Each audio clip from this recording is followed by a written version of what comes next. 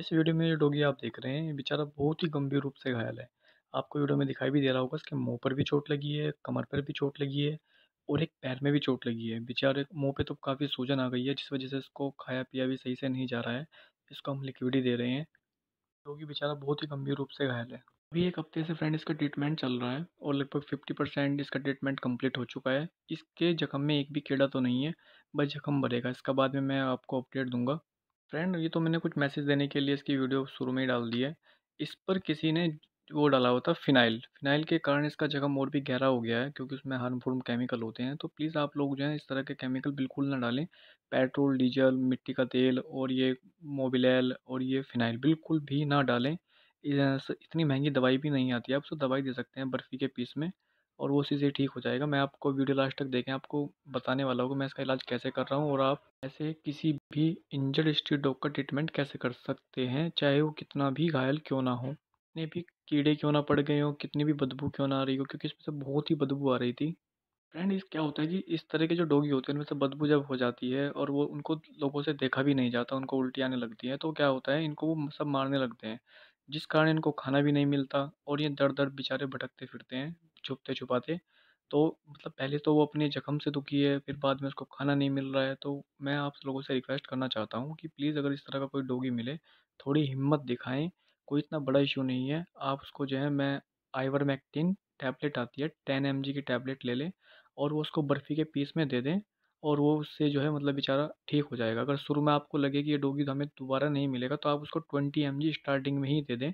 थोड़ा उसका वज़न देख लें डॉगी का, अगर हट्टा-कट्टा है तो 20 mg तक दे सकते हैं, कोई प्रॉब्लम नहीं है। और उसकी बॉडी पे अगर आप हो सके तो कोई सैनिटाइज़र कर दें। तो चलो फ्रेंड, पहले तो मैं आपको ये बताता हूँ मैं इसका ट्रीटमेंट कैसे किया जब मुझे स्टार्टिंग में मिला। तो फ्रेंड, ये जब मुझे स्टार्टिंग में मिला तो इसने जो है थोड़ा फ्रेंडली डॉगी था, इसने मेरे को सरेंडर कर दिया था। ये ज़्यादा पटाया नहीं, इसने अपना ट्रीटमेंट जो है अच्छे से करा लिया। तो फ्रेंड, सबसे पहले तो मैंने उसको जो है आयरमेक्टिन का शुरू में ही 2 ml का इंजेक्शन दिया है। 1 ml इसके घाव में डाला है, एक इसको कमर में इसकी लगाया है, इसको इंटरनल दिया है। क्या होता है फ्रेंड, जब इसको हम बाहर से डालते हैं एक्सटर्नल इस इंजेक्शन को, तो उससे तुरंत सारे कीड़े मर जाते हैं 5-10 मिनट के अंदर ही, थोड़ा और जल्दी काम करने लग जाता है। और बॉडी पर जो है 2-4 दिन तक कोई बैक्टीरिया भी नहीं पनपता, जो आसपास में और बैक्टीरिया हवा से आते हैं या इधर गंदगी गंदगी से आते हैं, वो बैक्टीरिया भी नहीं पनपते। तो इसलिए मैं उसकी बॉडी पर भी डालता हूँ और उसको इंटरनल भी दे दिया है। तो आप जो है क्या कर सकते हैं, और फिर फ्रेंड मैंने क्या किया, इसकी बॉडी पर पूरी पर सैनिटाइज़र कर दिया, क्योंकि इसके बॉडी में थोड़ा बदबू आ रही थी। हमारे पास उस वक्त सैनिटाइज़र भी था, तो उससे क्या हुआ, इसके सारे बैक्टीरिया मर गए बॉडी के, तो और जल्दी से जख्म मतलब रिकवर होने के चांस बढ़ जाते हैं। तो फिर फ्रेंड, और मैंने इसके अलावा कुछ नहीं किया, थोड़ा डस्टिंग पाउडर भी डाला था जिससे मक्खी-वक्खी ना बैठे बाद में, जिससे ज़ख्म थोड़ा सूख जाए और जो है इसके कीड़े भी निकाल दिए थे, क्योंकि फ्रेंड ये क्या है, थोड़ा कोऑपरेट कर रहा था डॉगी, तो मैंने इसके कीड़े काफ़ी हद तक सारे निकाल दिए थे। आपको वीडियो में दिखाई भी दे रहा होगा। तो अगर आपसे कीड़े निकलते हैं तो निकाल दें, वरना कोई प्रॉब्लम नहीं है। अगर आप ये टैबलेट दे देते हैं, तो मतलब ये इंजेक्शन या टैबलेट जो भी मिले आपको, दे देते हैं, तो कोई प्रॉब्लम नहीं है। सारे कीड़े का पानी बनकर, पस बनकर अपने आप ही निकल जाएगा और आपको इसके अलावा कुछ और करने की ज़रूरत नहीं है। बस हो सके तो आप उसके ज़ख्म पर बिटाडीन लिक्विड डाल सकते हैं, या हाईमैक्स ट्यूब आती है मलहम, वो लगा सकते हैं, या फिर आप डस्टिंग पाउडर डाल सकते हैं। वो तो घाव के हिसाब से होगा फ्रेंड। जैसे कि इसकी कमर पे घाव है, वहाँ पर तो हम कुछ भी डाल सकते हैं, पाउडर भी डाल सकते हैं, मलहम भी डाल सकते हैं, बिटाडीन लिक्विड भी डाल सकते हैं। मगर पैर पे तो कुछ लगा नहीं सकते, क्योंकि पैर पे चाट लेगा ही। और नाक पे भी नहीं लगा सकते, क्योंकि नाक पर भी इसकी जीभ पहुँच जाती होगी, वहाँ से भी चाट लेगा। इसलिए जो है मैंने जो है उसके वहाँ कुछ नहीं लगाया, सिर्फ़ इसकी कमर पे ही डस्टिंग पाउडर डाला था। एंड आप इन तीनों में से कुछ भी एक चीज़ खरीद सकते हैं, कुछ भी एक चीज़ जो आपको लगे कि हाँ, हम इसका अच्छे से इस्तेमाल कर सकते हैं, तो वही चीज़ खरीदें। आप थोड़ा सोचें कि हम क्या इसके ऊपर अच्छे से इस्तेमाल कर सकते हैं। इसकी जो नाक है और पैर है, पैर पे मैंने सिर्फ डिटॉल से ही सफाई की है, हाइड्रोजन पेरोक्साइड से सफाई की है। आप डिटॉल ले सकते हैं या हाइड्रोजन पेरोक्साइड लेता है, दोनों महंगी नहीं है। हाइड्रोजन पेरोक्साइड भी अच्छा काम करती है। तो मैंने जो है इंजेक्शन में भर के पिचकारी में वो उसकी नाक पर, उसके पैर पर स्प्रे किया है और फिर कॉटन से उसको साफ कर दिया है। बस मैंने यही किया है। पैर पर, नाक पे कुछ नहीं लगाया है। और इंजेक्शन लगाने के बाद ना फिर अगले दिन मैंने इसको सिर्फ डस्टिंग पाउडर डाला है इसके घाव पर, उससे तेज़ी से जख्म सूख जाता है। और 24 घंटे बाद फ्रेंड मैंने फिर क्या किया, इसको एक 10 mg की टैबलेट फिर और दी है 24 घंटे बाद। फिर मैंने उसको जो है 3 दिन तक कुछ नहीं दिया। 3 दिन बाद एक और 10 mg की टैबलेट दी है। मैंने तो इंजेक्शन दिया 1 ml का। तो बस मैंने यानी टोटल इसको 5 दिन के अंदर 4 डोज़ दे दिए हैं। 2 एमएल स्टार्टिंग में, फिर 1 एमएल, फिर 1 एमएल। तो आप फ्रेंड किस क्या कर सकते हैं, क्योंकि इंजेक्शन तो आप लगा नहीं सकते, तो आप क्या करें, आइवरमेक्टिन 10 एमजी की टैबलेट ले लें। ये 100 एमजी में भी आती है, 100 एमजी में आपको सस्ती पड़ जाएगी। उसको ले लें, उसके 8, 9, 10 हिस्से जितने भी आपसे हों, ब्लेड से उसके हिस्से कर लें।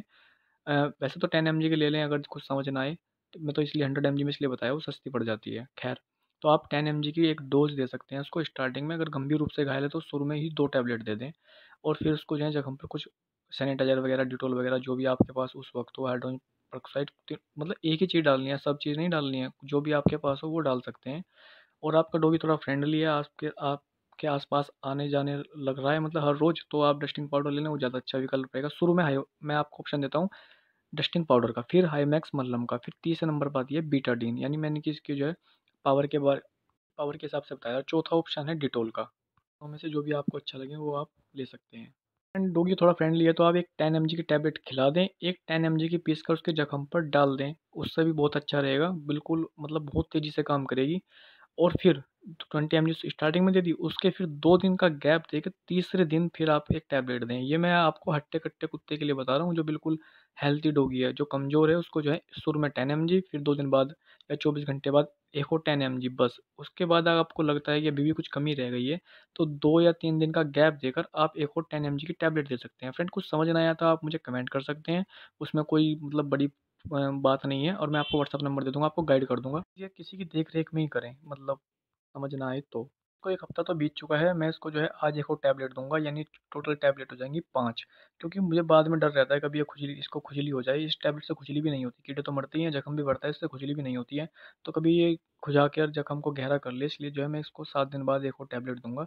बस फिर इसका ट्रीटमेंट कंप्लीट हो जाएगा। तो फ्रेंड प्लीज़ मैं आप लोगों से रिक्वेस्ट करता हूँ, आपको कोई इस तरह का डॉगी मिलता है, प्लीज़ उसकी जो है हेल्प करें, वरना ये बेचारा बहुत बुरी तरह से सड़-सड़ के मरने वाला था, क्योंकि इसके जो है मुँह पर घाव था। एक तो सबसे बड़ी समस्या ये थी कि मुँह पर दिन ब दिन सूजन बढ़ती जा रही थी, इस कारण इसका बहुत बुरा हाल होने वाला था। इस पे जो जिस एरिया में था ये, लोग बहुत अच्छे हैं, वो मतलब इन एनिमल्स की हेल्प करते हैं, मगर उनको भी सही से पता नहीं था कि हमें क्या करना चाहिए। तो वो भी शायद इसके ऊपर फ़िनाइल वगैरह ही डालने वाले थे, क्योंकि एक अंकल मुझे बोल रहे थे। ख़ैर, तो अब मैंने उनको तो ख़ैर गाइड कर दिया, समझा दिया है कि वो आगे से क्या करें। अब इसकी तो जान बच जाएगी 101%। मैं आपको इसको 15-20 दिन बाद, 30 दिन बाद इसका अपडेट दूँगा।